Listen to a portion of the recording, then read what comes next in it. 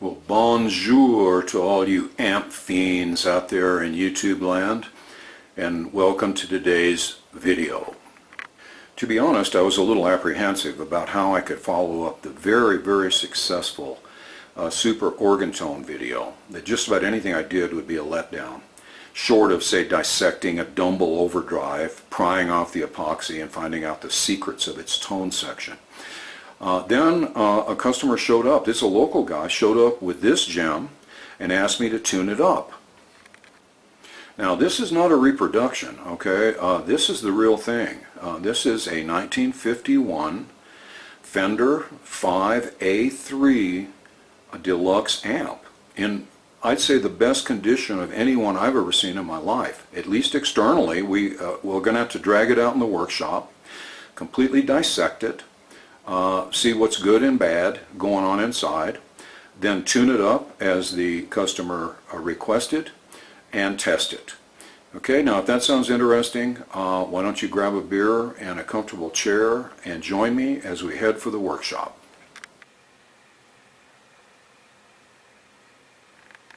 Okay, time for our schematic review, and in this case it's going to be slightly complicated by the fact that the 5A3 circuit exists in two different forms.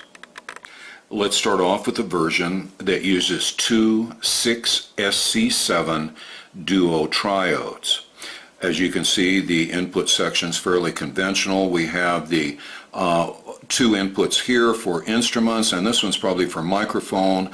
Notice that it is very low impedance. It doesn't have the 75K resistors in series. Our signal comes in then either to the upper triode of the 6SC7 or the lower, depending on which input we were plugged into. Then we come into a rather rudimentary tone and volume control section, and then we're on to the 6SC7 phase inverter. Now this is the paraphase style of phase inversion. I hope most of you recognize that when you looked at the schematic. You notice that the output from the upper plate is fed back to the grid of the lower triode, and the output then from this plate into the upper 6V6 will have a signal that has a opposite phase from the signal that is output from the lower plate to the lower 6V6. Power supply is also very conventional, 5Y3 rectifier with three 16 at 450 filter capacitors. Now let's look at the other style of 5A3 Deluxe schematic. And as you'll see, there are three differences. Number one, instead of two 6SC7s, this is a 6SL7. There is a very low value capacitor, 100 picofarads connecting the upper plate and the lower plate. That's difference number two. And then difference number three is over here we see 7.5K resistance at this point, whereas on the previous schematic it was 7K, which is almost insignificant difference. Now you may ask, which is the original style of circuit? The one with the two 6SC7s that we looked at first, or this one with the 6SC7 and 6SL7? In my opinion, they both coexisted at the same time. I think you could have gone to buy a Fender Deluxe and it's a crapshoot on which second tube you'd get.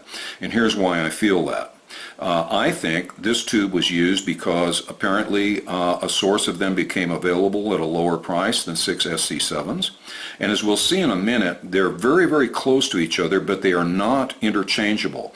You have to wire the amp for either a 6SC7 here or a 6SL7. You can't simply interchange tubes. It won't work for reasons that we'll see in just a minute. Now, knowing Leo Fender's propensity for using the least expensive parts he could find, and I don't blame him, I believe then that these were intermingled. I think a bunch of the amps came out with this tube in the second position. I think that the original schematic is the original schematic, and I think this one has been prepared. If you notice, the print is different. The 6 SL7's typed in. This capacitor has been added in after the fact. So this is simply a modified form of the first schematic we looked at. And I think that this schematic here with the two 6SC7s was probably the original one and the one with which they planned to make all the circuits for the Fender Deluxe amps in this period, except when 6 SL72s became available cheaper, a whole bunch of amps got made with them. And I have one other fact that I think supports my theory. The amp that we're looking at today that has a 6SL7 in this position has a serial number of 3824. It was made fairly early in 1951. Brad, the guitologist, posted a video a year or two ago about a very similar Fender Deluxe amp from 1951, and his has the two 6SC7s. But the serial number on his amp is up in the 4,000 range, which means that it was built after the one we're looking at today. So that means that the 6SL7 amp was, I think, mixed in with the 6SC7 amps and that they did coexist. It wasn't simply a massive conversion from this version of the schematic to this version of the schematic, simply because we know that this amp was built before the one Brad did the video on that had two 6SC7s. And now I'm going to show you why the tubes are not directly interchangeable. As you can see, the 6SC7 has a single cathode. The 6SL7 has two separate cathodes. This is much like a 12AX7. Okay, now that doesn't matter. You can connect these two together and turn the double cathode L7 into a single cathode C7. So that's really not the issue. The issue is, how are the pins wired in the tube socket? If you look here on the 6SC7, pin 3 is wired to be the grid of the first triode. Pin 1 has no connection at all. Whereas on the 6SL7, pin 1, which wasn't used here, is the grid of the first triode. And pin 3, which was the grid of the first triode in the C7, is now the separate cathode. So you can't simply pull a 6SC7 from its socket and put this tube in. It simply will not work. So there is no doubt that there are two separate versions of this circuit that were wired by Fender, one type to accept this tube in the second position, the other type to accept. Jack, are you hiding here in the bathroom? No, I guess not. Okay, here we are out in the workshop. We're going to take a real close look at this gem. As you can see, the tweed is really exceptional on the front. A few little scrapes. Perfect Fender Fullerton nameplate. A couple stains on top. Handle's been replaced, and instead of the rivets, you can see that there's Phillips head screws. Nice handle though, good choice. And the grill cloth is in great shape. I never really understood Leo's taste in textiles, but what he chose is this, and it's held up pretty well over the years. Let's take a look now at the, here is the right side of the cabinet, the rear, upper and lower panels, and the left side. And I think, as you can see, the tweed wise, this amp is an absolute gem. Really well preserved. Okay, I've removed the upper and lower back panels. They had the original slotted oval head screws holding them, which is always nice.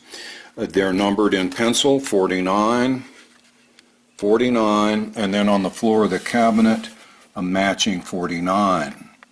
Well, the control panel's in really great shape, except almost all of the silk screening's been worn off of it, except for a microphone right here for that input jack. These two are the instrument input jacks. This then will be the volume for the microphone input, volume for the instrument inputs, and the on-off and tone control.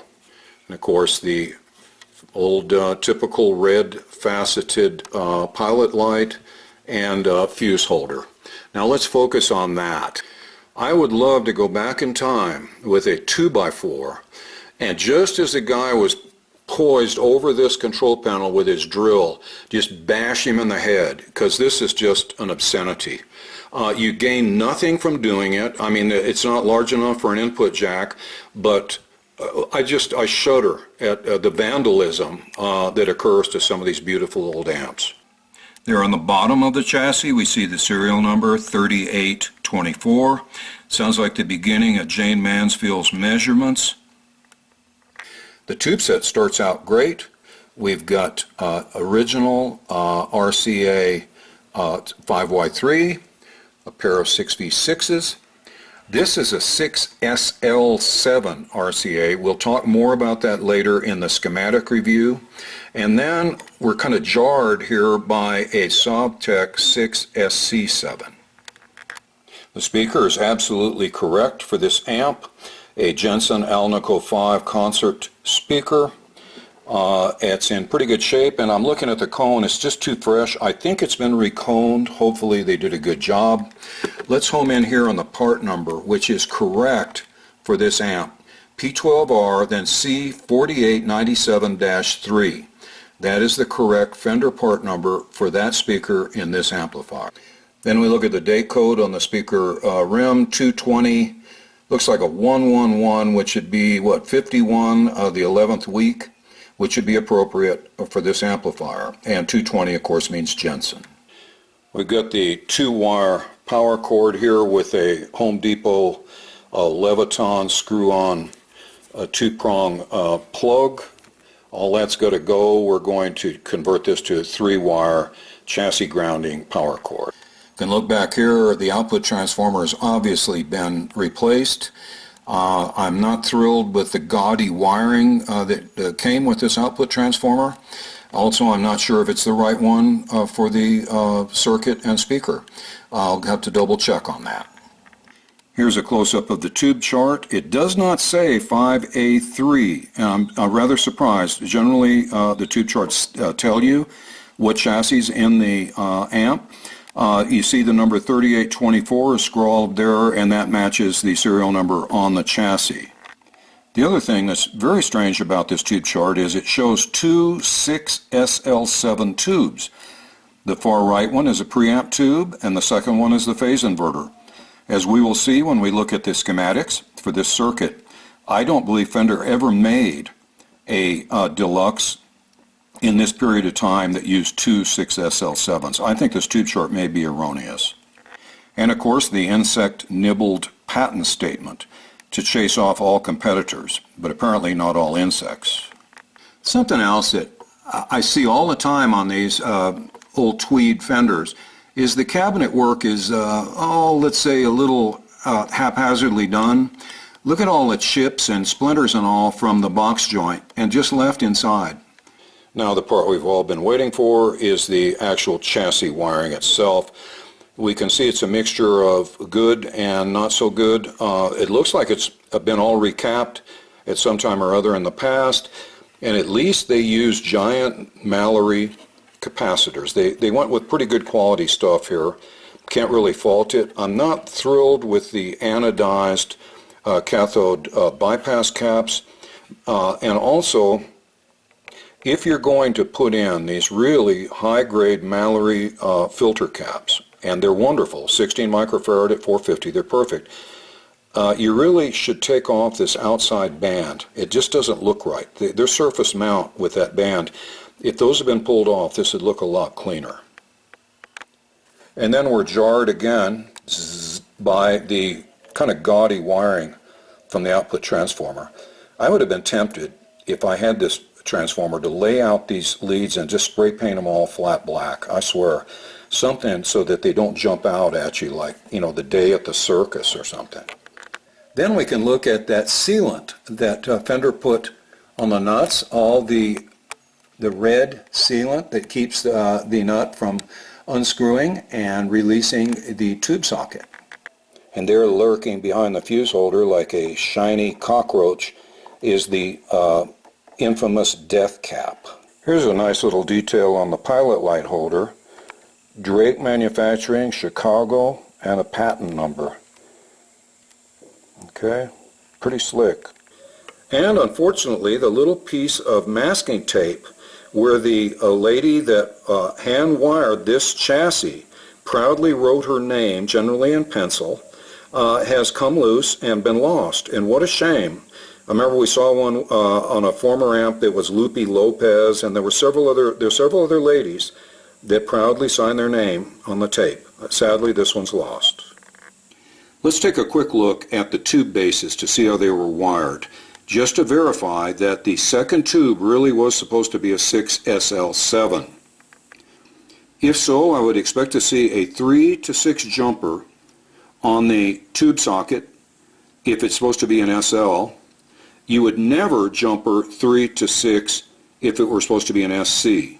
And sure enough, here on the second socket, 1, 2, 3, 4, 5, 6. There is the 3 to 6 jumper that proves that this socket was wired for 6SL7. Naturally, there's no such jumper on the SC7 socket. Also recall that they showed a 100 picofarad capacitor between the plates of the 6SL7. Let's see if that exists. Recall that the plates are pins 2, so here goes 1, 2, 3, 4, 5. Recall that the plates in a 6SL7 are pin 2, so we'll go 1, 2, there's the plate, 3, 4, 5 is the other plate, and sure enough, 100 picofarad capacitor connected between those two pins. And for the third difference in the schematics, remember this resistor is 7.5K instead of 7.0. And here it is in the amp circuit, violet, green, red, 7,500 ohms. While I'm waiting for the soldering iron to heat up, let me show you another little shortcut here that makes my hair stand on end, and not in a good way. And that is the lazy way that some of these capacitors have been put in. They left a piece of the lead from the old cap and cut it off out here somewhere, and instead of just soldering the wire from the new cap right into the eyelet hole up here, oh no, they just sort of butted it up close to the old wire and then bridge solder across them. Look at that. I mean, very unprofessional in my opinion. Here's an obvious clue that a speaker has been removed from an amp cabinet. And it's time for you to start checking real close to be sure the right speaker was put back in. In this case, I think it was removed to recone, and we know it's the right speaker and they put it back in. But sometimes that's not the case. So look for wear or damage like this to give you a clue as to what you need to look at close when you're evaluating an amp. Okay, I removed the chassis so I could double check on that replaced output transformer, and it looks like money was no object when it was replaced. They put in the Mercury Tone Clone FTD059. I'll have to double check to be sure that's the right one for this amp, but I bet it is. Okay, so it might have gaudy leads, but that's one heck of an output transformer. Okay, I've installed the 3-wire chassis grounding power cord, eliminated the death capacitor, cleaned all the tube sockets and pots, checked all of the electrical connections, and checked the tube bias on the 6V6s, and found that it turned out to be an ideal 11.85 watts of plate dissipation, which is almost perfect for cathode biased 6V6s. I learned a lesson about 6 SC7 tubes in the preamp position. I pulled out that Sovtech tube and put in a really nice NOS Kenrad 6 SC7. Now I want you to listen to the sound that it makes. Okay, now there's no guitar plugged in. I just turned the volume up a little bit. and you hear that noise. There's a rumble and there's a kind of a ring, almost like a bell. That's a microphonic tube. Six SC7s tend to be microphonic. The majority of them are apparently in the preamp position. But when I put the Sovtech tube back in, notice that the amp is absolutely dead quiet. It's completely non-microphonic. So if you're having trouble with 6 SC7 preamp tubes, especially in amps like this Deluxe, the Sovtech and probably other aftermarket tubes might be a really good remedy. Now that the repairs are finished, and before we do a quick sound check, I wanted to discuss this style of cabinet. This is called the TV-Front cabinet. It was used by Fender from 1948 to 1953. As you can see, the reason for that is obvious. It's shaped exactly like old-fashioned television sets were. After this, they went to the wide panel at the top and bottom with narrow panels at the side. And then the third form of Tweed cabinet was thin panels all the way around. So this is the earliest of all of the Fender Tweed cabinet styles. Okay, the volume set down at around 2 out of 10, and the tone is at the mid-range right at about 5 out of 10.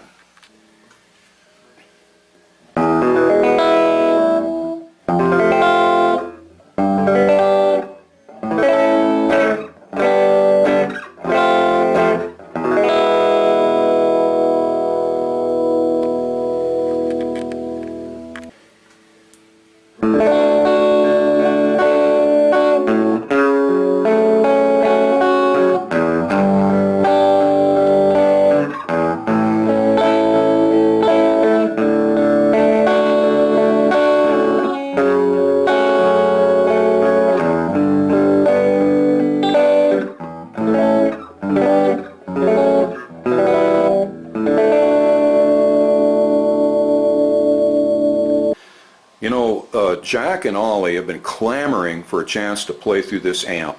So I'm going to hand the guitar over to them and let's see what they can cook up for us.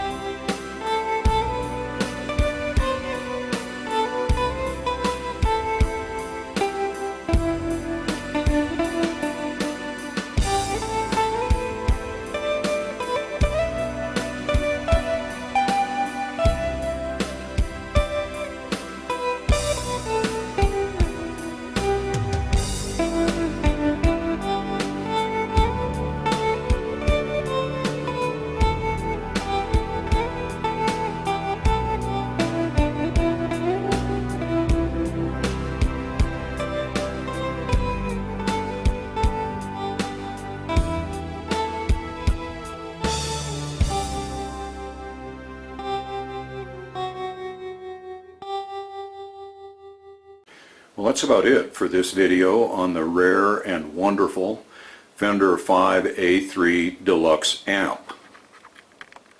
I hope you enjoyed it. I want to offer my sincere thanks to all the Patreon patrons and PayPal contributors who have kept us on the air for another month, advertising free. I really appreciate it, and for any of you who'd like to join them, I will add links to the video description to both Patreon and PayPal accounts to make that possible.